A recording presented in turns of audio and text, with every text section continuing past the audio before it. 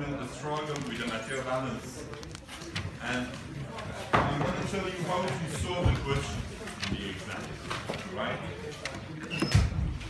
Material balance has a really large formula. Some of you may have problem with converting of the formula from those large form into the small forms, right? You no need to convert it, right?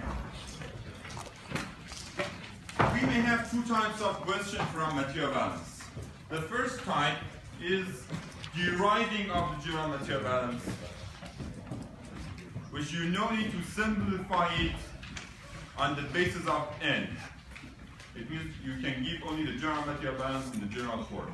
That's all. You don't need to change. Right? This is really easy. You need to know the concepts only. The second thing is what? The second thing is solving the material balance questions. It means you have questions from material balance. You have given the data. What you need to do, you need to solve material balance questions. How to solve material balance questions? You need to classify your reservoir into 4 types. You need to memorize the short form of the material balance. This form, F is equal to N EO M EG EFW plus WE. Right? Is short form. And based on the type of the reservoir you have given in the exam, you need to put some of these terms equal to 0. Right? If, for example, we have usually 4 types of the reservoir. The first one is undersaturated.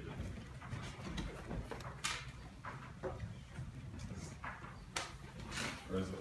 In the undersaturated reservoir, again I write the whole formula F N EO plus N EG EFW WE WE.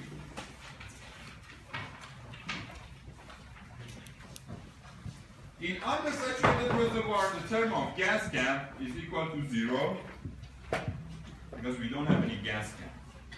And the term of water influx is equal to 0 because we don't have any water influx, right?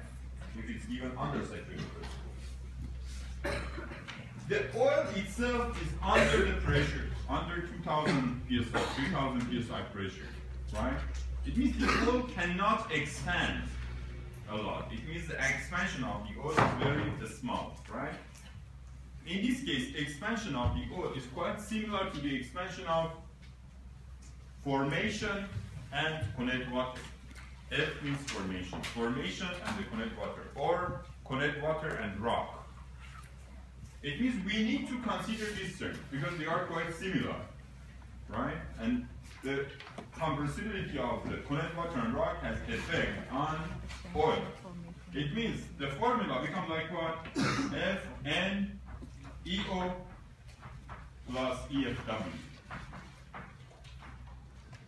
And from here, you can easily find N F over EO plus EFW. This is undersaturated reservoir. But the hardest part is to know what the F is. They have the short formulas. It's not short formulas, each of them. EO or each. Don't forget, we never lose EO term in the material balance formula. We always have EO because EO is the compressibility or expansion of the oil, right? We never lose EO because EO is compressibility or expansion of the oil. The second, this is type 1 of the reservoir. The second type of the reservoir is saturated reservoir. Saturated reservoir means the reservoir pressure is at bubble point pressure or below the bubble point pressure, but not too much below, then we have a gas gap. It is near the bubble point pressure, above or below. We call it saturated reservoir. These kind of reservoirs are usually have the pressure a bit, a small above bubble point, but suddenly what happens, when the pressure of the reservoir drops, some amount of the gas will release from the oil and we have evolved gas inside the reservoir. Some amount of the gas will release from the reservoir and we have evolved gas. This is type 2, saturated reservoirs. In this case, I write again the general formula. F N EO plus M EG plus EFW plus WE. Again, we don't have any aquifer in this type of the reservoirs. Aquifer term is 0. Do we have any gas cap? We don't have gas cap. We may have evolved gas, but we don't have enough gas to create a gas cap. So the term of the gas cap is equal to 0. So, yeah. So when did you get a gas cap? Gas cap reservoir. When you initially have the gas cap. So while you're doing these calculations, the gas cap would evolve. So you start with this formula. And We have evolved gas, but this evolved gas is not enough to create a gas cap. Okay, so that's still within the. That's still within the reservoir. Okay, Yeah. it's just like Maybe just a slug of the gas inside the reservoir anyway. What we have F equal to N EO. Do we have any EFW? No, because near bubble point pressure, the compressibility of the oil can expand a lot because the pressure already relieved from the oil and the oil can be expanded more than usual, right? More than undersaturated reservoir. And we have some amount of evolved gas. So in this case, EFW is equal to 0 as well. It means we have NEO only. N is equal to F over EO.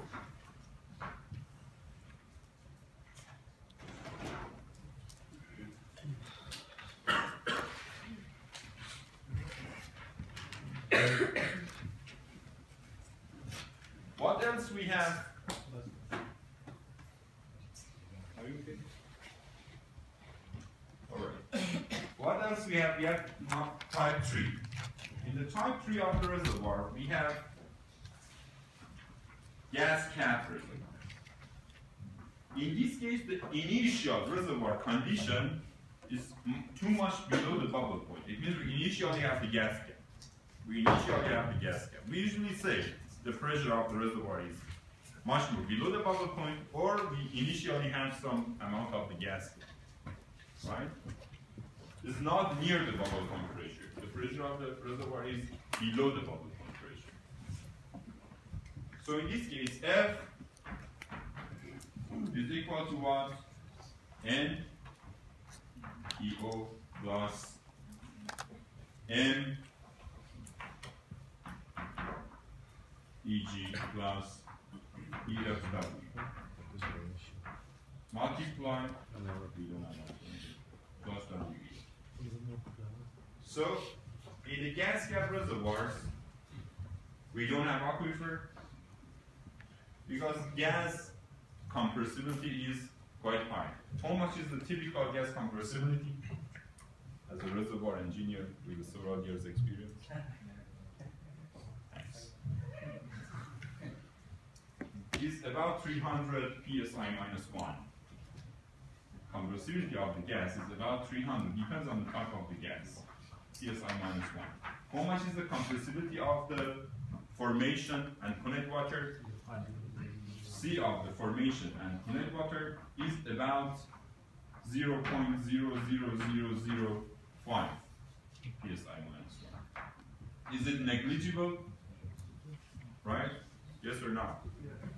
So in this case, this term is also equal to 0 because we have gas gap. And as I told you, we always have oil expansion. So what we have F N EO plus N EG.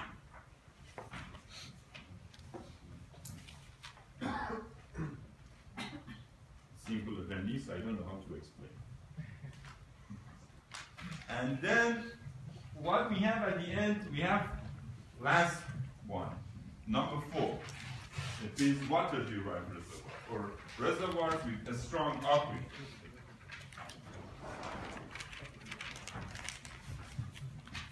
In this case, again, I write the general formula F N E O plus M E G plus E F W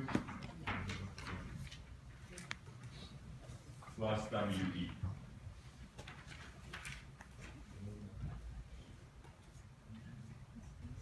We don't have gas cap, and because we have a strong aquifer, the compressibility of the connect water is negligible. So we don't have connect water term as well.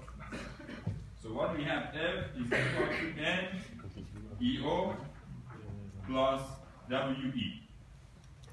What some students ask, where is the WPDW? WPDW is inside the F term, or underground withdrawal term. WPDW is inside F term, or underground withdrawal term. Right? If you just simplify the material balance based on the type of the reservoir you have, you can easily solve any material balance question. Right? This is about material balance. Let's go to the mock exam paper. As I told you, mock exam paper, generally, the whole exam that you have is similar to what? Similar to the tutorials. It means if you do the tutorials, you can easily solve the exam. That's all. Right? Because I don't want to decrease your GPA. I'm going to give you some more. Except some people who complain a lot during the whole semester and always complain. It means the complaint went to the head of the school anyway. And they bring it back to me and they force me to bring down the level of the exam. This is the good news. It means I already brought down the level of the exam to the minimum level. It means if you can't pass the exam, you cannot pass any other exam. These are lots of theoretical questions, right?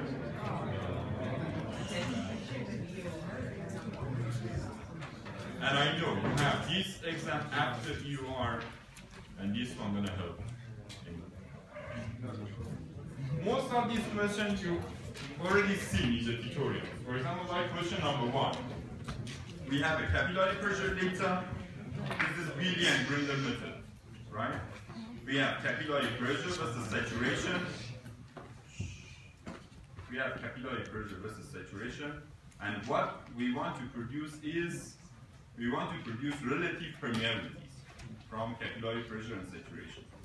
So in this case, we had something similar in the tutorial, but this one is much more simpler than that one. You need to draw this line, find the best fit. This one gives you a straight line. Let's go to the solution.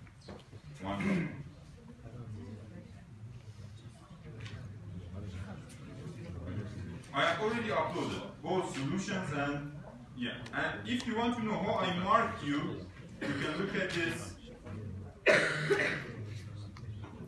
Yeah, this is J-level function. Sorry, this is J-level function. In this question, we just give you the capillary pressure versus saturation, and we give you the porosity and permeability, and we just ask you to find the capillary pressure in the new porosity and permeability. This is exactly similar to the tutorial question.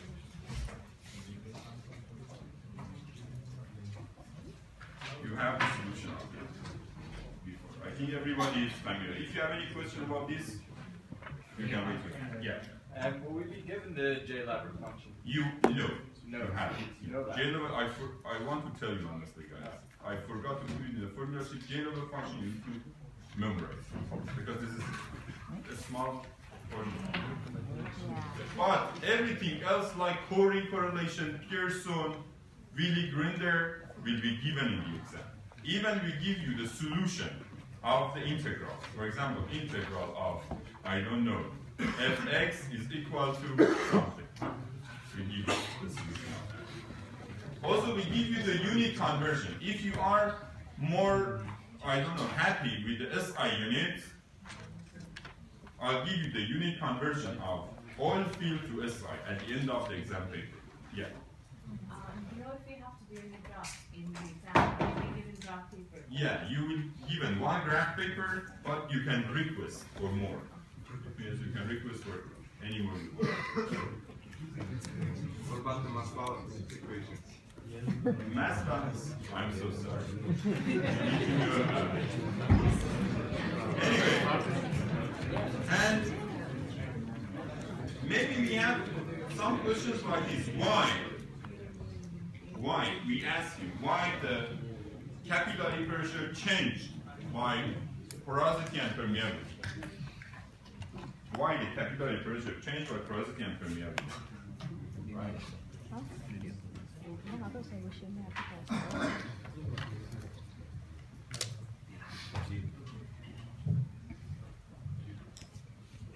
Why capillary pressure changed by porosity and permeability?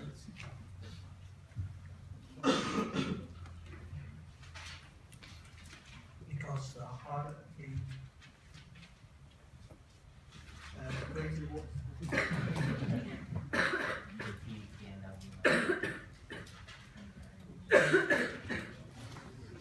Why capillary pressure changed by porosity and permeability?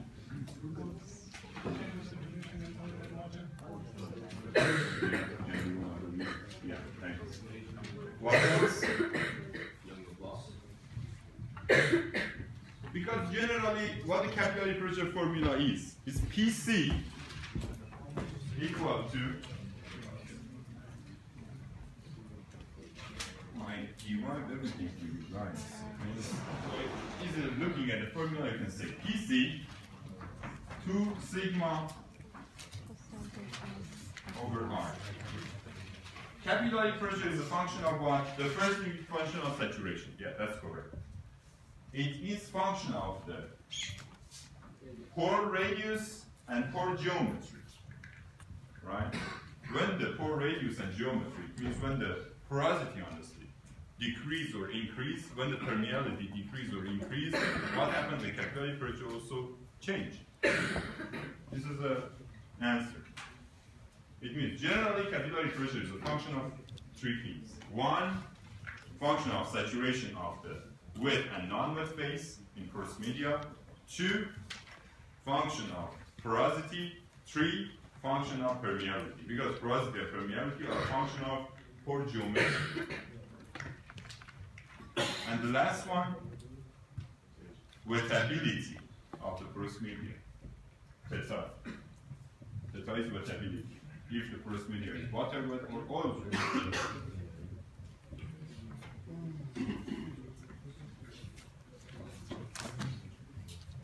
Okay, let's go to the second question. Second question is, we just give you the hydrocarbon system and we ask you to calculate the density. We give you the hydrocarbon system, we just ask you to calculate what? Density. Right? In this question, what you have, you need, this is PV equal to Z and RT. Rho is equal to P marked with apparent over Z RT. Right? But the unknown thing is we have marked with apparent as unknown, marked with apparent is sigma, yi, marked with I. And we don't know what Z. Z can be easily found from a standing and cats diagram. Right? How to find from the standing and cats? You need to find PPC and PPC, TPR and PPR. But the problem here is you have heavy components, C7+. It means you need to consider the effect of C7+. I think everybody knows about this question. Do you want me to go to the solution or you know about it? You need to use this method. I just go through the solution. It means you need to use this method. All of the equations are provided. at first you need to find TC and PC of the system class using this equation. It means you need to refer to here. Using this equation, find TC and PC, and then I, J, K, all of the formula provided. J prime, K prime, P prime, C, P prime, C. And then P prime, PR, P prime, PR, and then Z factor using a standing and cat, which is provided. And then substitute the formula, find what? This, that's easy.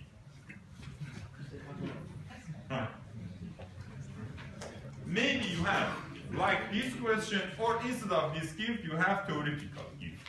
You have one theoretical question instead of this. Because this is long calculations, right? Maybe you have one theoretical instead. This is tips. All right. Let's go back to the question 2. If you have any question, raise your hand. If you think this class is not really helpful, go and study. Because you don't have time and you don't take my time.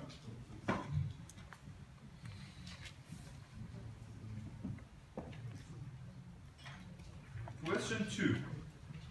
As I told you, what we have, derive fluid flow equation in porous media for a steady state flow of a slightly compressible fluid in radial system. Right? Derive fluid flow in porous media for a steady state flow of a slightly compressible fluid. Q of the oil in the radial system at a steady state condition. Q of the oil for radial system at a steady state condition. You may have in the exam another gas or whatsoever. You don't know. Not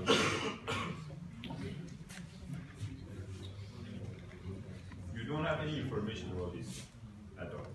You need to be right.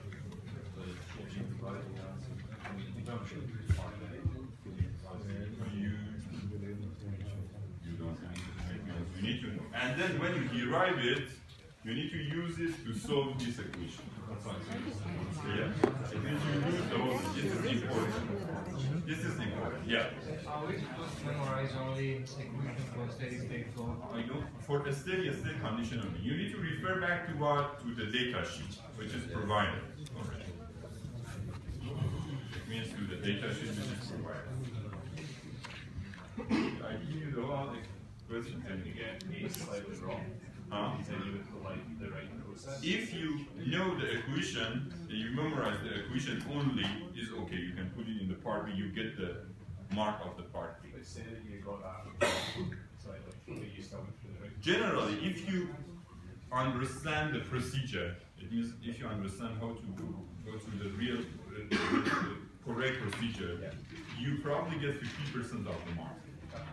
If you know what you are looking for, you get 50%. If you do it correct, but your final answers are wrong, you get 80%. If you get final answers correct, you get 100%. It means I appreciate if you understand the question. Right? And this is solution of the part A. Solution of the part A. It means when you got the formula, you just substitute the values, these values into the formula, and find Q. But here, in this part B, viscosity is unknown. Viscosity is unknown. If you go to the solution, this is the solution of the first one. You can see 1 mark for this one, 1 mark for this. This is my marking scheme. I'll just mark you if you write it. This one can give you an idea how to write your exam question, or you write your final exam answer. Anyway. And then part 2. In the part 2, what you don't have viscosity of the live oil. But all of the formula are provided. All of the formula are provided. if you go to here, all of the formulas of these are the formulas. Z, Y, X, mu OD, mu OB, A, and B. You get everything. You just substitute the values. Right? You just substitute the values.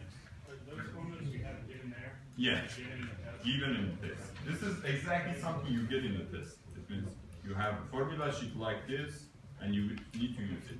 However, guys, I'm not going to give you too long calculations in the question. Here we have too long. One for the question 1 and the other one for question 2. Because this is long calculation. I give you one of these, if I can. 3 hours we've done. 3 hours example, 4 questions. But you get one long calculation. The rest are short calculations. 4 questions.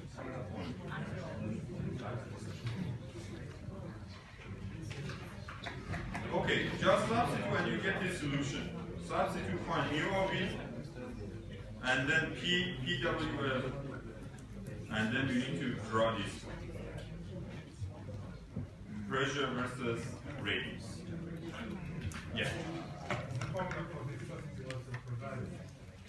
I showed you the formula for viscosity is provided. I showed you. Okay, question 3.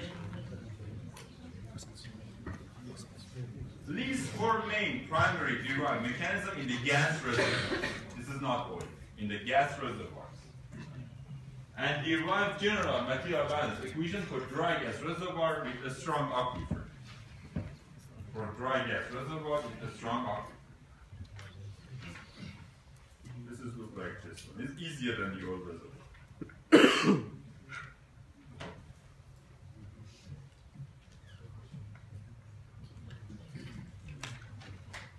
Underground withdrawal.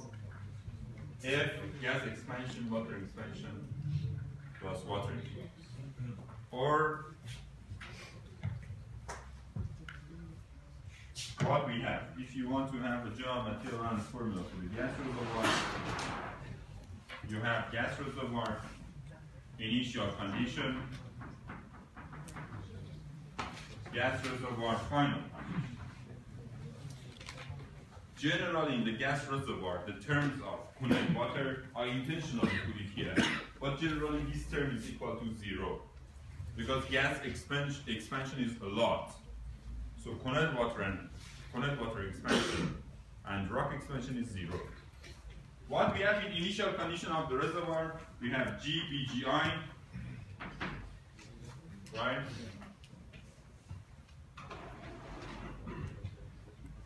G, BGI. Here what we have is equal to, we have GBG, we have GP, right?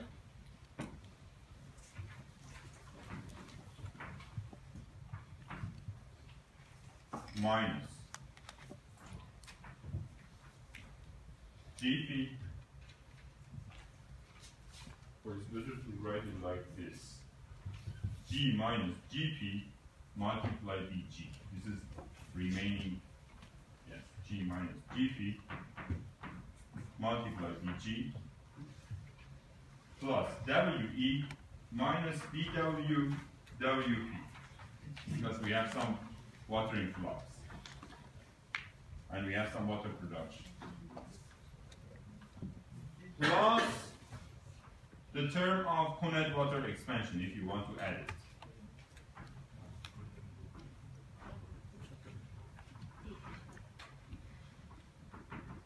For the examination purpose, you need to put it, if I ask you to be right, like here. But if you want to, for example, solve any question about gas reservoir, this term is always equal to 0.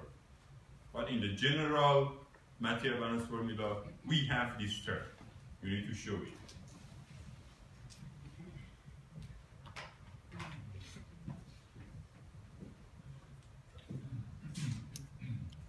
This is similar, but in the other form.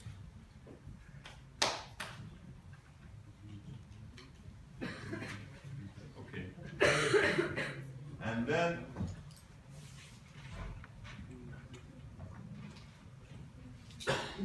Van Everlingen-Hurst cumulative water influx calculation. We just give you a data and we ask you to find the cumulative water influx after 6, 12, and 18 and 24 months.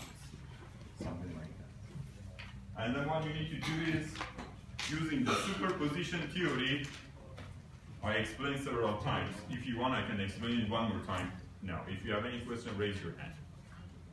Using superposition theory, calculate what? Calculate the amount of cumulative amount of water influx. Long and short of that, it's just the sum of WE equal to the sum of WEI delta P. I can explain it one more time here.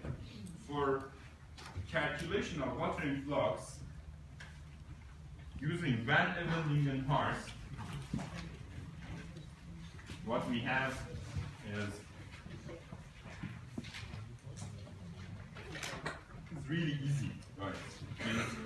At the start, it looks really hard, but it's really easy. What we have, we need to, I explained this one several times, but I'm going to explain it one more time here. We have year 1, we have a time period, for example, time 0, and time 1 is equal to year 1, or 1 year. And we have some pressure drop, delta P1 based on this first year, right? The cumulative water influx, this can be 1 year, can be 300 days, can be whatsoever, 12 months, 8 months.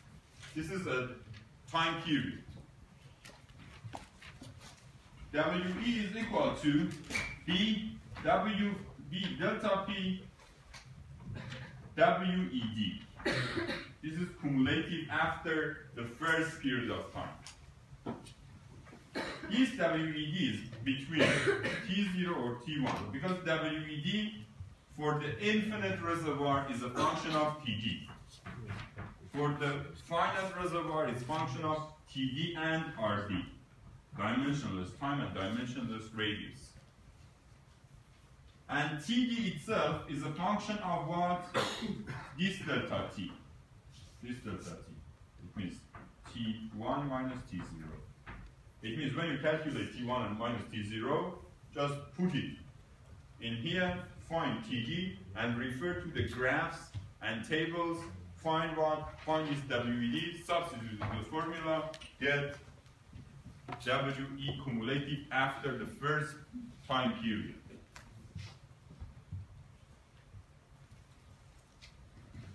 And then, for example, after 2 years,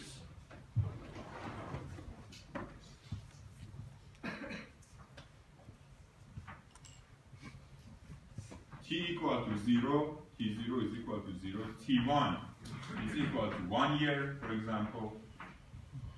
T2 is equal to 2 years.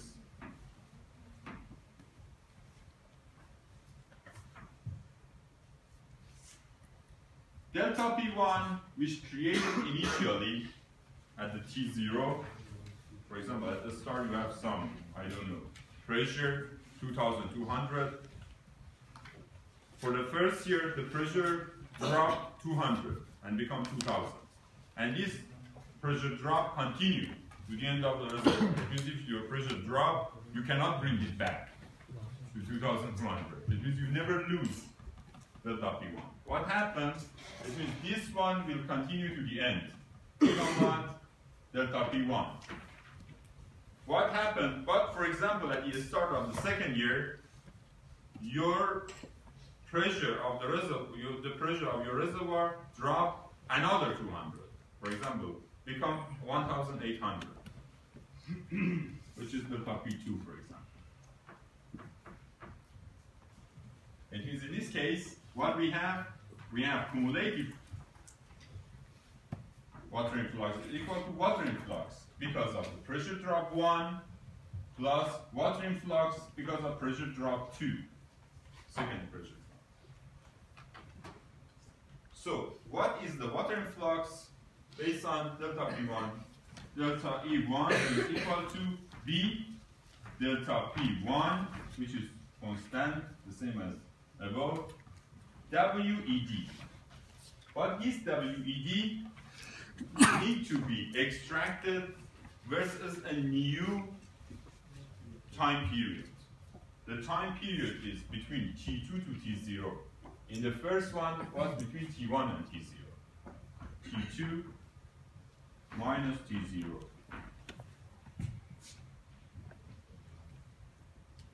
Right? So what happened? It means how much is this? 2 years. For the first one, it was 1 year.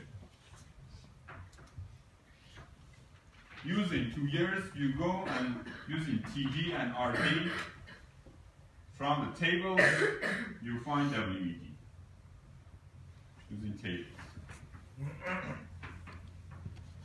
What about WE2? B delta P 2 WED. This WED happened between this small time period because the water encouragement is because of the pressure drop 2.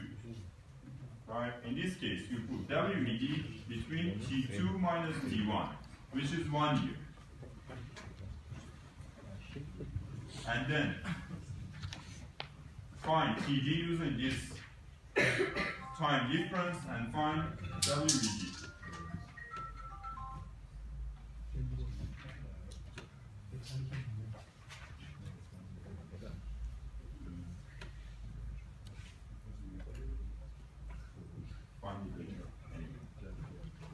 Can I erase this part? Have you written this part?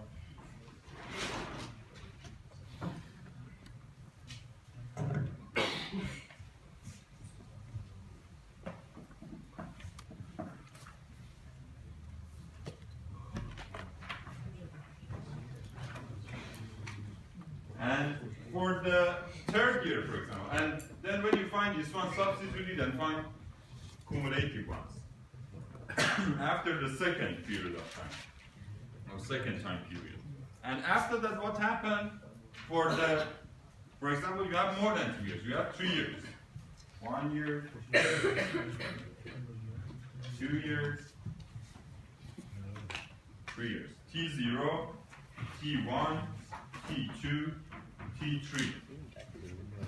And then the first pressure drop will continue to the end of T3. We call it delta P1. We never lose it. The second pressure drop, which starts from the first year, continue to the end of year 3, delta P2. And the third pressure drop, which starts from the year 2, continue to the end of the reservoir time, delta P3. So WED 3, WE cumulative is equal to WE1 plus WE2 plus WE3. Means the water encouragement based on the first delta P plus water encouragement based on the second delta P plus water encouragement based on the third delta P. So the water encouragement because of the first delta P, WE1 is equal to B delta P1, which is similar to the previous WED T3 minus T0. In this case, 3 years. It means using the 3 years, you just need to calculate TD, and you also need to calculate RD, and then find WED using tables. Using tables and graphs. And then WE2 is equal to B delta P2 WED. WED happened between versus delta P2 between T3 and T1. T3 minus T1. 2 years.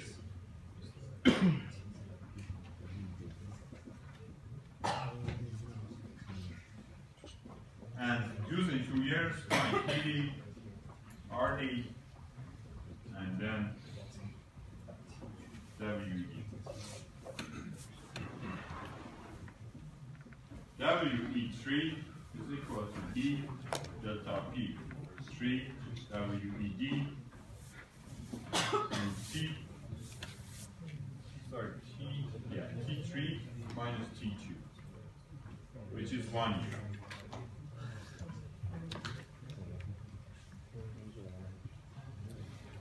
And then using this 1 year, find TD, because TD is function of time.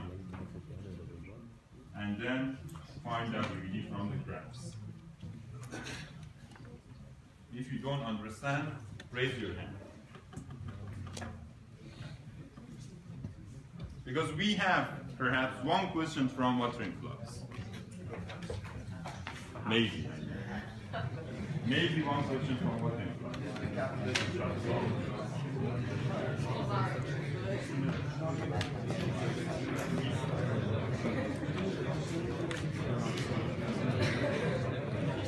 We need to know one time.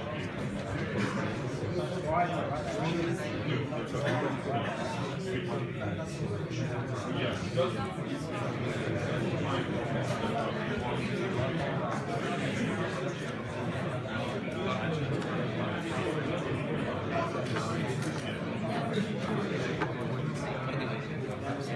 guys, one more thing. This question can also be solved using average pressure method, which is in the book. Forget about that one. That one is a bit complicated. Use it using this method. That's all. Right? Solve it using this method. Yeah. In the pressure, guys, in the average pressure drop, what happened? In the average pressure drop, they just break the pressure, delta V, into the half. Instead of time change, the pressure change. You know?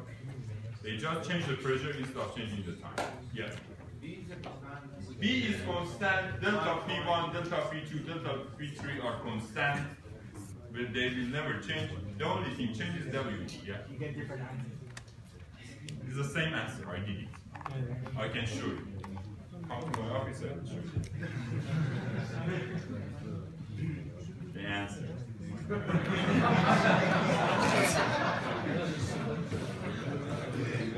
Okay, so let's go to the question number 4. Let's go to the question number 4. In the question number 4, explain displacement efficiency during water flooding process and derive the formula in terms of water saturation by assuming constant oil formation volume factor during the whole flow. This is available. This is exactly the slides. This is the displacement efficiency is the fraction of movable oil based on this formula that has been recovered from the sweep zone at any given time. Mathematically, it can be expressed in this form. And then we need to find the process saturation, water saturation. ED. You have it. Second question says, the relative permeability data for the core sample is taken from the nameless field or Fraser Noble field or whatsoever field. You need to find, neglecting gravity and capillary pressure terms, calculate the action of flow curve. It means you need to calculate the S curve and draw it. S curve. And then determine FW and SW at the front of the stabilized unit. That means you need to draw a tangent line and find FW and SW. That's it. Easier than this, I don't know how to make the example. This exam is prepared to increase your GPA. Right? Study hard, right? And try to improve your GPA, because I did this exam easy. I can tell you. It means it was hard. They pushed me to bring it down. Bring the level down anyway. I just decrease the level to the very low level anyway. It's a good chance for you to get the good GPA, because if you get the low GPA, later on you cannot find a job in petroleum industry. It's really competitive. GPA is the most important thing in this degree. And we know this, honestly. We are not going to bother you a lot. you already learned a lot in reservoir engineering. You learned more than 5 chapters. We teach this reservoir engineering into undergraduate within 2 different courses. Right? It means they need to pass 2 different courses within the whole year. But you learn it within, I don't know, 4 months, 3 months maybe. I'm sorry, I just put a lot of mathematics. I put a lot of mathematics inside because reservoir engineering is a calculus of petroleum engineering. Generally, it means if you go to drilling facilities, production, blah blah, you may have a lot of theories about different rigs, about geology, about different things. But reservoir engineering is mathematics, and I cannot change it, you know, because this is mathematics. It means you face mathematics when you go to the real industry. So, just forgive me if I say something wrong to anybody. I don't have any problem with any student. Forgive me. Okay, if you have any question, I'm here. If you don't have any question,